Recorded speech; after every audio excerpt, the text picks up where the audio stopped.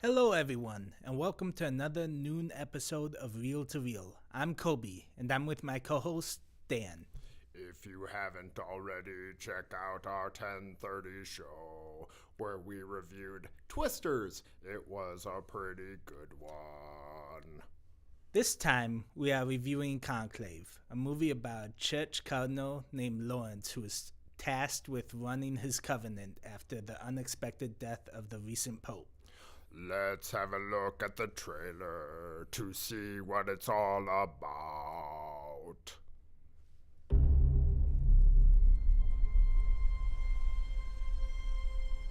The Pope is dead.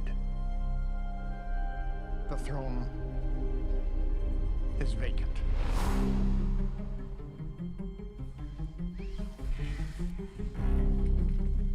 What happened? They say a heart attack. You know how rumor spreads, and 1.25 billion souls watching. Well gotten, O Lawrence. It seems the responsibility for the Conclave falls upon you. The supervision of this election. This is a duty I never thought I'd have to perform. They are sequestered, and they must be shielded from all news that may influence their judgment. You understand? No sane man would want the papacy. The men who are dangerous are the ones who do want it. That sounds ominous. I wonder if I could have a word in private. You look anxious. Everything under control.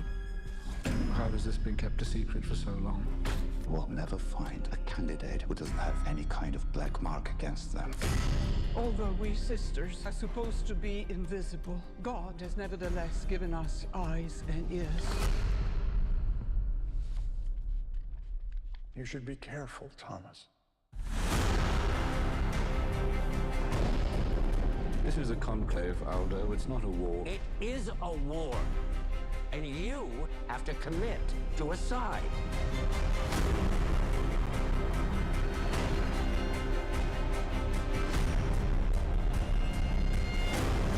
There is one sin which I have come to fear above all others.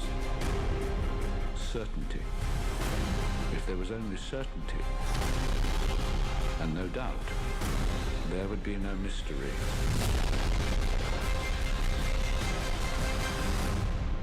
And therefore no need for faith.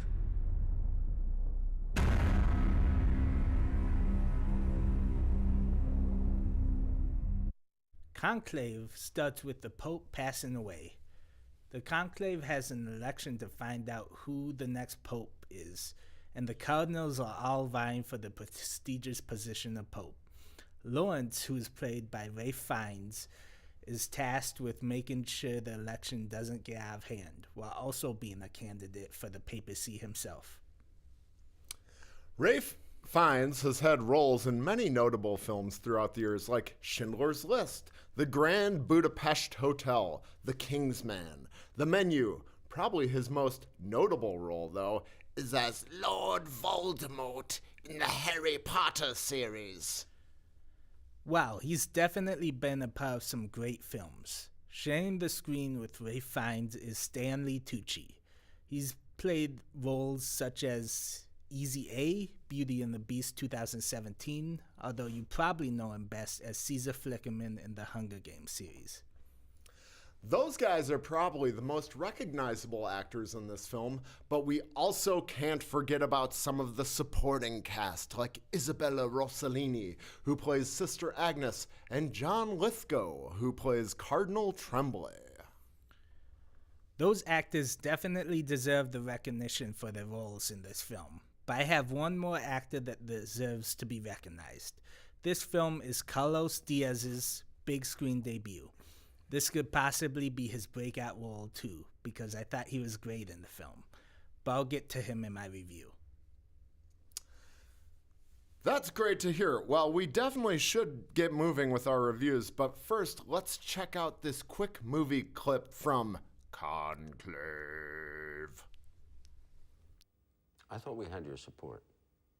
If we liberals are not united, Tedesco will become Pope. You have no idea how bad it became, Thomas. The way he and his circle attacked the Holy Father towards the end. The smears, the leaks to the press, it was savage. He fought him every single day of his pontificate. And now that he's dead, he wants to destroy his life's work. If Tedesco becomes Pope, he will undo 60 years of progress. You talk as if you're the only alternative, but Adeyemi has the wind behind him. Adeyemi. Adeyemi, the man who believes that homosexuals should be sent to prison in this world and hell in the next.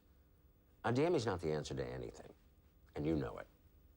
If you want to defeat Tedesco... This is a conclave, Aldo. It's not a war. It is a war, and you have to commit to a side. Oh, I remember that scene from the movie. Moving on, though. Did you know that Conclave was based off the 2016 novel written by Robert Harris? Wow, I didn't even realize it was based off a book. If that's the case, then how did the movie compare to the book? Well, I have to be honest with you. I haven't read the novel. It's just one of those facts I just happened to come across. Oh, ha ha. Pun? Yeah, like cross. Nice. Okay. Well, whether it was a book or not, this movie was directed by Edward Berger, the same Edward Berger that directed All Is Quiet on the Western Front in 2022. That was a great movie. Anyways, this movie had a budget of $20 million and has so far grossed over $9.1 million. It's unfortunate that most movies don't seem to make a profit these days, but to be fair, I really liked this film. I did too. One more thing before we move on. I also heard that the filming took place in January of 2023 and edited only 2 months later in March of 2023. Wow, I thought filming a movie would usually take a lot longer than that. Seems really short and it sounds very impressive. Well, that is a little faster than average, but yeah, I thought so too. It really is a testament to how dedicated the cast and crew were to this project. All right, we get it, the puns. Great. Awesome. Let's just go to commercial. I need a break from the puns. Oh, come on. What's the matter? Don't double cross me now. Whatever, man. You already used a cross joke. We'll be right back with our reviews and our review scores right after this brief commercial break.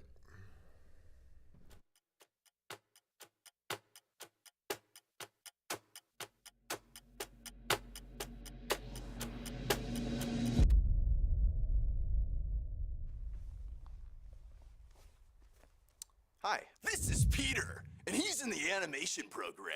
I got to experience everything, and I just signed up to do.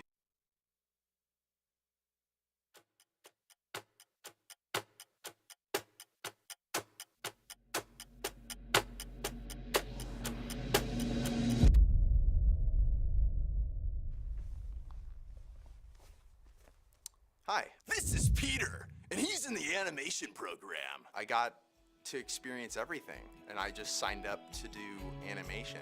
The on-set experience was something that I wasn't expecting, but I'm very grateful for. Amazing instructors, John, Rich, and for me, Todd and Nolan. I'll put my glasses on the floor. This is Abram. He does stuff. Right now we could get a waterfall. So I've always really been interested in video editing and video production. Ended up coming here to Hennepin Tech to learn more and expand my repertoire.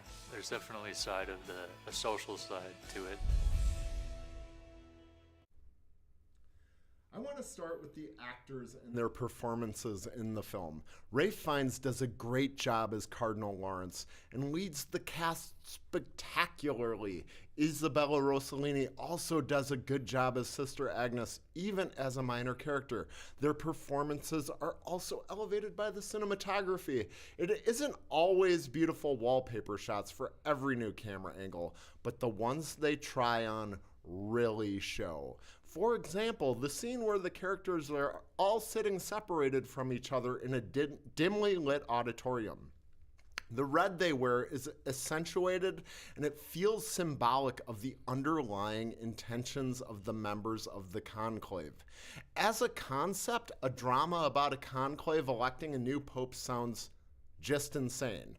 But the tone the writers choose to use fits the setting perfectly. It's very serious, and each character's motives are on display through their secrets being revealed as the movie progresses. As each scandal is brought to light, it really gets you thinking, do any of these people deserve to be pope?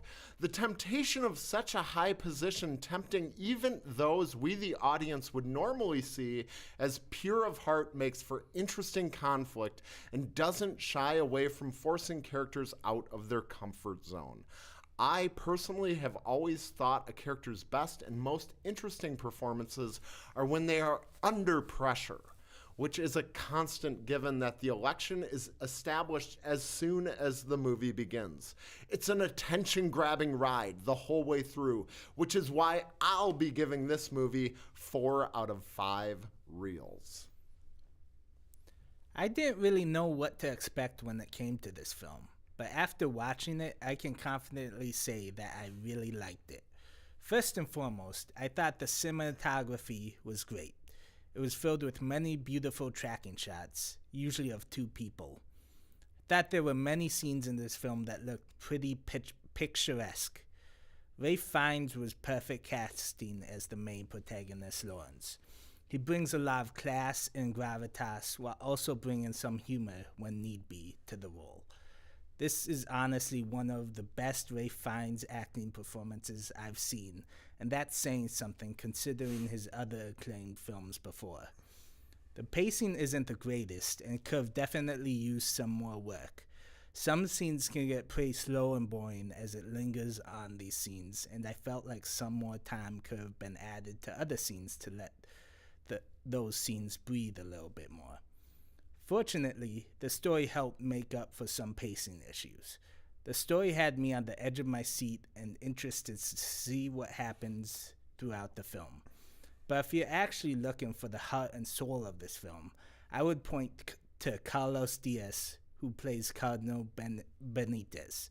He brings such a silent but powerful presence in this film, and it actually blew me away when I found out this was his big screen debut. I just hope to see him in many more films in the future. This film was filled with so many twists and turns, I had no clue what was actually going to happen. It was also just a joy to watch the Cardinals try to destroy each other's reputations in order to get ahead in the election, letting us know that even some of the most renowned of religious figures can be tempted by power. I give this film a 4 out of 5 reels. Thank you for watching this episode of Reel to Reel today. We'd love to hear your comments on what you thought of the film. Did we give it a fair rating, or did we make you cross? I guess only you can make puns, I guess. Also, make sure to follow us on YouTube and Facebook so you can see all of our latest Reel to Reel episodes. Our YouTube and Facebook streams happen every Friday at 10:30 and noon on the dot. Until next week, I'm Dan. And I'm Kobe. We hope you have a great rest of your day. And this has been Reel to Reel.